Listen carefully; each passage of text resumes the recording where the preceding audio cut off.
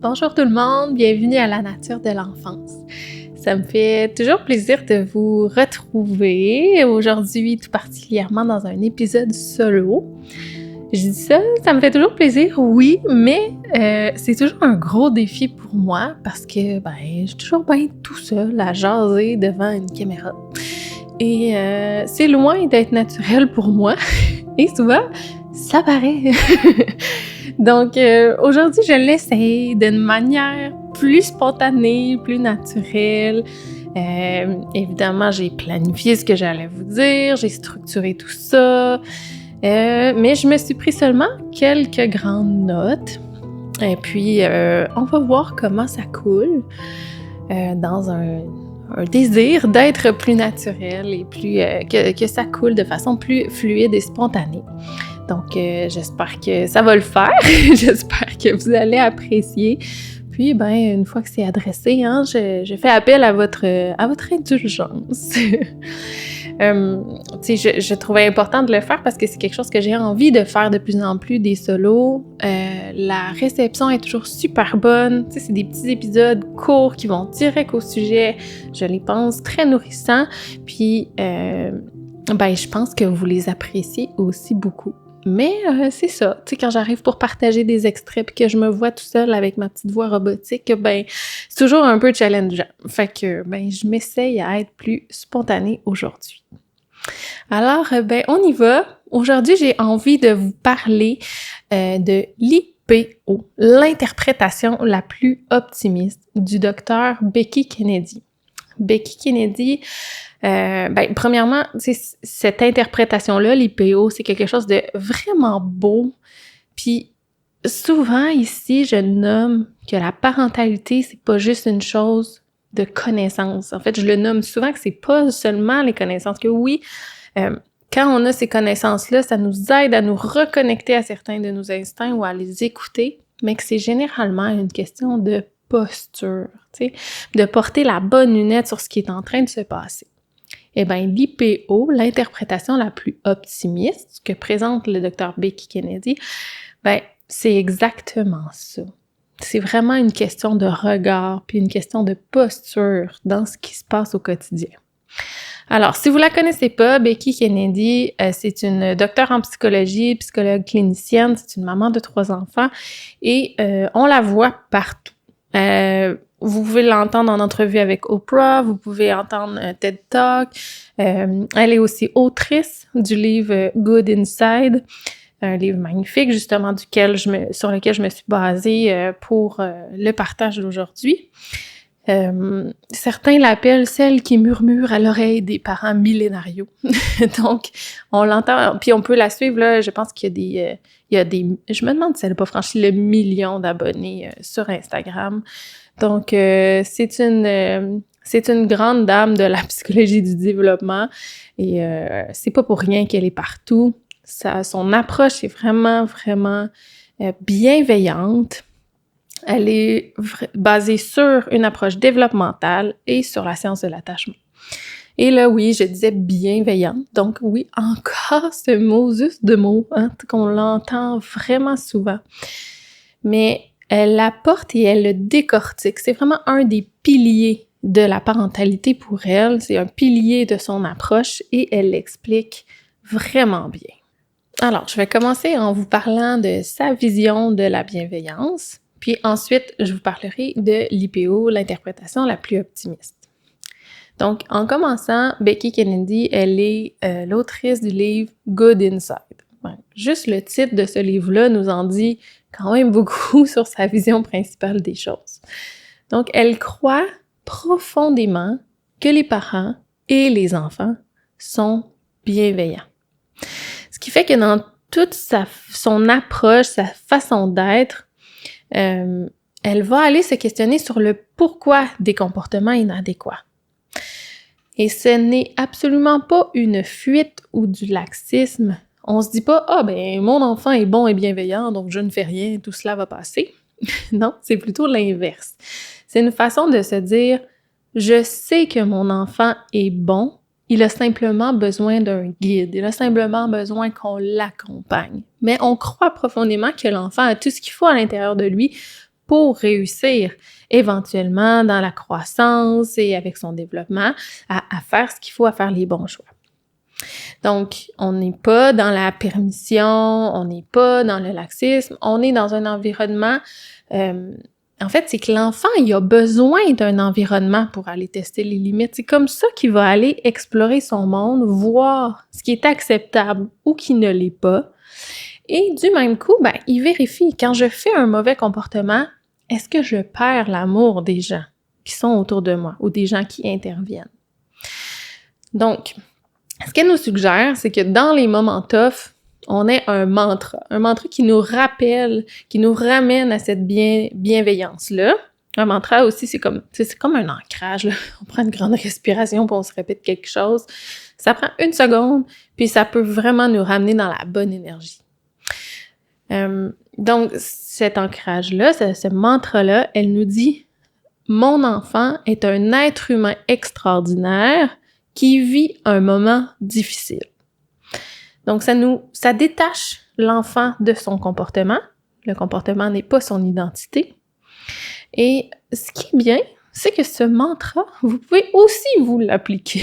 Donc, vous aussi, vous avez besoin de bienveillance. Ce qui fait que si vous merdez, vous pouvez aussi vous dire « Je suis un parent extraordinaire qui vit un moment difficile. » Vous avez le droit aussi d'avoir ces moments difficiles-là où vous avez besoin de vous accorder de la bienveillance. Ça se peut, ça nous arrive tous. On passe à la réparation. D'ailleurs, c'est un sujet super important. Je ferai certainement un autre épisode seulement sur le sujet de la réparation. Mais donc, elle croit profondément à cette bienveillance-là qui doit être appliquée autant pour l'enfant que pour le parent. Donc, c'est cet ancrage qui vient distinguer l'enfant de son comportement. Il n'est pas son comportement. Et en accueillant puis en portant ce regard-là, on va pouvoir aller travailler sur le câblage intérieur de notre enfant pour tranquillement lui transmettre le message parce que, tu sais, c'est nos mots puis c'est nos façons d'être qui vont devenir la petite voix intérieure de nos enfants. Alors, ce qu'on souhaite, c'est d'aller créer ce câblage-là de « j'ai fait une erreur, mais je suis quand même une bonne personne. Je suis une bonne personne qui vient de commettre une erreur. » Et c'est ça qu'on a envie que nos enfants retiennent. C'est donc ce qui m'emmène à vous parler de l'interprétation la plus optimiste. Donc, quand on a en tête ce principe de base-là de bienveillance, qu'on croit fondamentalement à la bonté intérieure de nos enfants et à la nôtre, quand on fait face aux difficultés du quotidien, parce que on va se le dire, là, il y en a une puis une autre dans la parentalité. C'est magnifique, c'est beau, c'est un privilège, mais c'est tough. Elle dit, la parentalité, c'est pas pour les faibles. Donc, il y a des grands défis, c'est une occasion formidable de grandir, mais grandir, c'est pas facile. C'est pas facile pour nous, c'est pas facile pour eux, c'est rempli de défis comme je le nommais. Mais en plus, en tant que parent, on est confronté à toutes sortes de choses avec les gens qu'on aime le plus au monde. C'est nos enfants qu'on aime le plus au monde, mais c'est eux qui viennent nous challenger, qui viennent nous confronter, qui nous font vivre des situations qu'on n'avait jamais vécues. C'est tout un melting pot d'émotions. Donc, quand on essaie de le ramener dans le quotidien, c'est de se questionner. Quand il arrive quelque chose de difficile, quand je suis face à un défi avec mon enfant, c'est quoi l'interprétation la plus optimiste que je peux faire dans la situation? Puis, j'ai envie de dire que on peut toujours le faire dans chaque aspect de la vie, en fait. Puis on peut le faire avec tout le monde. Je le dis quand même souvent ici que, pour moi, mieux comprendre l'enfance, c'est mieux comprendre la vie. Dans n'importe quelle situation, avec mon chum, avec des amis, avec des inconnus, ça va me demander beaucoup d'efforts aussi, mais je peux toujours décider de voir ou de me questionner sur c'est quoi l'interprétation la plus positive que je peux faire en ce moment. Je peux toujours décider de voir le bon côté, le mauvais côté. Je peux toujours décider de voir que l'être humain devant moi, il est bon, il est mauvais. Et c'est une question que je peux me poser s'il a 2 ans, 4 ans, 37 ou 52. On peut toujours le faire. Porter ce regard-là de bienveillance envers l'autre qui est devant nous. Donc, dans son livre, la Dr. Kennedy, elle nous donne un exemple d'une situation qu'elle a vécue avec son fils. Elle a envie de passer un moment privilégié avec et je pense que c'était son anniversaire ou quelque chose comme ça. Et donc, elle l'emmène au restaurant. Elle l'invite au restaurant pour passer un petit moment tout seul avec lui. Ben, son autre fils est vraiment pas très heureux de la situation. Puis, il finit par lui crier qu'il la déteste et qu'elle est la pire mère du monde. Puis que... donc, tu sais, il finit par lui hurler dessus toutes sortes d'affaires désagréables. En passant, c'est quand même aussi un peu rassurant de se dire qu'une femme comme elle, qui a toutes les connaissances possibles, vit aussi ce genre de situation-là. Ça nous arrive vraiment tous. Donc, quand il y a une situation qui arrive comme ça, on peut avoir tendance à se dire voyons, c'est tellement pas si grave que ça, je vais t'inviter la prochaine fois. Et on atténue l'émotion. Ou ça peut vraiment nous déclencher aussi. Tu sais, ça se pourrait là, qu'on ait envie de se dire voyons, je mets tellement d'énergie dans mon rôle de mère, je mets tellement d'énergie dans tout ça, je fais tellement de sacrifices, de choses pour eux, je mérite pas de finir par me faire crier tout ça par la tête. Dans une situation comme ça, on se reconnecte au mantra. Mon enfant est un être humain extraordinaire qui vit un moment difficile. Puis là, j'essaye de chercher, c'est quoi l'interprétation la plus optimiste. En ce moment, mon enfant, il est jaloux, il est déçu. Est-ce qu'il est méchant? Non, il vit des grandes émotions, puis ça déborde en mots blessants. On cherche pas non plus à ne plus ressentir ces émotions-là. C'est pas ça qu'on veut. On sait que ça va réarriver. On sait qu'il va y avoir d'autres situations où il va ressentir de la jalousie, où il va être déçu. Fait que c'est pour ça que c'est important d'accueillir l'ensemble des émotions. Parce que nous, on veut aller travailler sur le câblage intérieur de nos enfants. On veut qu'ils soient, avec le temps, capables de se dire « Je ressens de la jalousie. Moses que c'est désagréable, je suis pas bien en ce moment. Mais quand je peux le nommer, ça va être accueilli.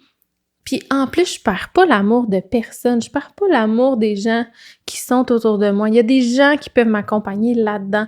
Donc, ressentir des émotions, ce n'est pas dangereux. Ça va être qu'est-ce que je fais avec. Puis ça va venir après. Avec la croissance, avec l'accompagnement, ils vont développer des techniques, justement. Parce que, dans le fond, si ici, on voit l'interprétation la plus optimiste, c'est mon enfant, il veut vraiment faire partie de ce déjeuner. Puis, il n'y arrive pas, il peut pas, il se sent pas bien, ça déborde et il utilise des mots blessants.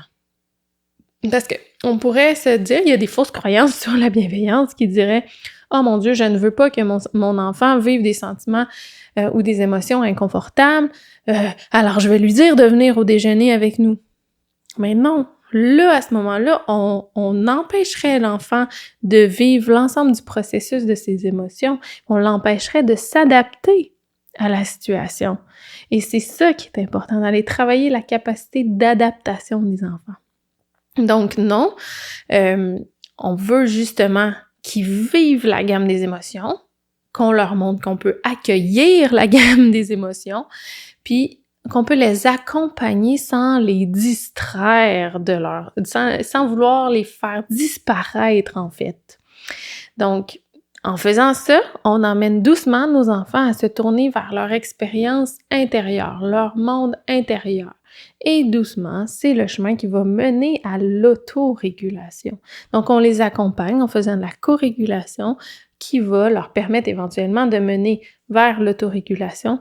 Donc, de porter plus attention à ce qui se passe dans leur monde intérieur qu'à tout ce qu'il y a à l'extérieur.